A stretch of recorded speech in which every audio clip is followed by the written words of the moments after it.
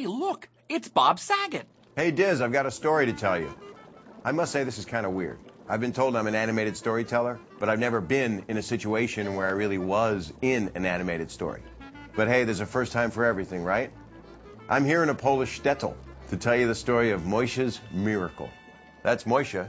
He's a good-looking guy. He's had a lot of work done, and he's got a lovely place. This fire is so real. Moishe's Miracle was written by Laura Krauss-Melman and illustrated by David Slonim. Our story begins. Starlight, starbright, magic on a winter's night, white snow, candle glow, far away and long ago.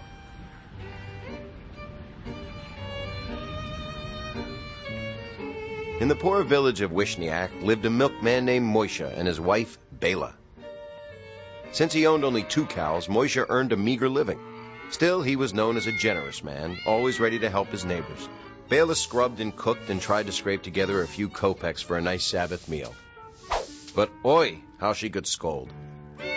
Everyone said she had the sharpest tongue in Wishniak and little patience for Moishe's generous ways. It was early winter, and already the wind prowled the icy lanes of the village like a starving jackal. Many were feeling the pangs of hunger. Malka the widow and her ailing son Shmuel, Heshi Fenster, out of work with his wife expecting their 13th child, frail Bubby Rivka, housebound with her calico cat. Moishe left an extra quart of milk here, a pint of thick cream there. On the night before the holiday of Hanukkah was to begin, Bela untied her knippel, the knot in her handkerchief in which she kept their money, and shook it in Moishe's face. Empty! All because of your foolish generosity. How will I buy the eggs and flour to make our Hanukkah latkes, much less the oil to fry them in? Moishe imagined coins falling from the handkerchief into Bela's pan, where they turned into golden potato pancakes. He could almost smell those latkes frying. Oh well, he thought with a sigh, we ought to be thankful for what we have. Bela, don't fret, he soothed. There are enough onions and potatoes for a nice pot of soup. But Bela would not listen. How did I end up with this schlemiel when I could have married the baker's son? On and on she scolded, hands on her hips and eyes rolled heavenward, until Moishe fled to the cowshed for some peace. He flopped down on the straw. How sleepy he felt. Moishe, Moishe. The milkman sat up suddenly. Rubbing his eyes, he looked around to see who was calling him. Imagine his astonishment when he found that it was one of his cows. You have always cared well for us, Moishe. You keep our shed clean, milk us on time, and feed us plenty. Most assuredly, chimed in the other cow. So although we seldom reveal to humans our power to speak, we want to help you, dear Moishe. While you were sleeping here tonight, the first cow went on, a stranger came to the shed. For hours he entertained us with tales of magic and adventure. But before leaving, he had a gift for you, there, under the straw. For me? Moishe reached down and felt something cold and hard. An old pan? He tried not to show his disappointment. But such a pan, exclaimed the second cow. According to the stranger, you have only to set it upon the fire totally empty, and it will produce as many delicious Hanukkah latkes as you wish. Latkes by the dozens, latkes by the hundreds will appear until you remove the pan from the stove. Just remember the stranger's warning. To Moishe this gift was given, and only Moishe must use it. Moishe was overjoyed. That evening, Moishe and Bela lit the first Hanukkah candle with the shamas, the candle used to light the others. Then Moishe told Bela all that happened in the cowshed, being careful to repeat the stranger's warning. Of course, Bela believed not a word of Moishe's story. I've never heard anything so mashuga in all my life, she scoffed. A pan is a pan. Nevertheless, Moishe placed the pan over the fire. A lively sizzle filled the air. Soon the rich aroma of potatoes and onions frying made Moishe's nose twitch and Bela's mouth water. And then there were latkes, plump as little pillows, with edges like golden lace. The latkes were so light they floated right into the air as they finished cooking. Bela and Moishe leaped about the kitchen, catching them. When each had a plateful, Moishe removed the pan from the fire. Then he and Bela ate their fill and went to bed. How Moishe tossed and turned that night, twisting the coverlet into knots. Perhaps he had eaten too many latkes. In his dreams, he saw Shmuel and Bubby Rivka, the calico cat and the Fenster brood. They marched around his bed, holding empty plates and staring at him with hungry eyes. The next morning, Moishe left a note on every doorstep. Happy Hanukkah! Please come for latkes tonight at Moishe the Milkman's. It seemed that all of Wishniak squeezed into Moishe and Bela's little house that night.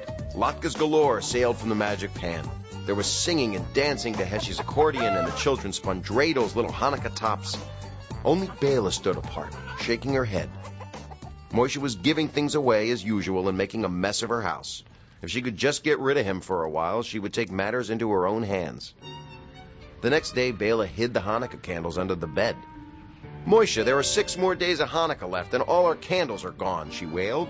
Then she sent him off to borrow some from her sister in the next village, hours away. As soon as the door banged shut, Bela hung a sign in the window. "Bela's Cafe. Luscious latkes. 1 kopek each." She took down the magic pan. Of course she remembered the stranger's warning. To Moishe this gift was given, and only Moishe must use it. But why shouldn't the magic work for her, too? After all, she was his wife. Bela placed the pan over the fire. The sizzling sound started and grew louder, but instead of the perfume of frying latkes, a burning odor filled the kitchen. Bela pushed the pan away from the flame as a plume of smoke uncoiled like a gray serpent. Dipping up some water, she flung it into the pan. Hiss! The water splattered everywhere. Before she could blink, each droplet changed into a hairy little demon with pointy ears and a forked tail. They danced around and around, giggling and pelting Bela with burnt latkes, and they shook empty handkerchiefs in her face. Bela spun this way and that until she was dizzy, but she could not escape them. Just as she swooned to the floor, the door opened. In blew Moishe on a cold draft. He was followed by Wishniak's own rabbi and his wife, the Rebbitzin, whom Moishe had chanced to meet on his way out of town. It was the Rebbitzin who sold candles to the villagers, and she had kindly given Moishe the candles he needed. Moishe, in turn, had invited the couple home for latkes. The demons took one look at the rabbi, shrieked in terror, jumped back into the pan, and vanished in a belch of smoke. Bela revived after a whiff of the Rebbitzin smelling salts. For the first time ever, she had nothing to say. The demons had scared her speechless. Forever grateful to Moishe for saving her, Bela took time from her housework to help with the milking. She fed the cows and cleaned the shed. With his newfound love of cooking and entertaining, Moishe prepared meals and cared for the house. By the end of Hanukkah, Bela found that she could speak again, in a voice so kind that even the cows conversed with her. From then on, Moishe and Bela were seen delivering the milk together. As for the magic frying pan, even back in Moishe's hands it refused to make another pancake, so it was sealed in a display case in the rabbi's courtyard. But the fame of its latkes and the tale of its demons spread, and soon folks were traveling to Wishniak from far and wide. Everyone hoped to see the demons under glass making a surprise appearance. And sometimes they did. The visitors needed food and lodging, heels for their boots and hay for their horses. Soon the village grew into a bustling market town where no one went hungry. And for years to come, even on the coldest Hanukkah night, candles burned brightly in the windows, and the smell of frying latkes rose over the houses in a golden haze that seemed to reach the stars. Snow on the rooftops, milk in the pail. That is the end of this Hanukkah tale.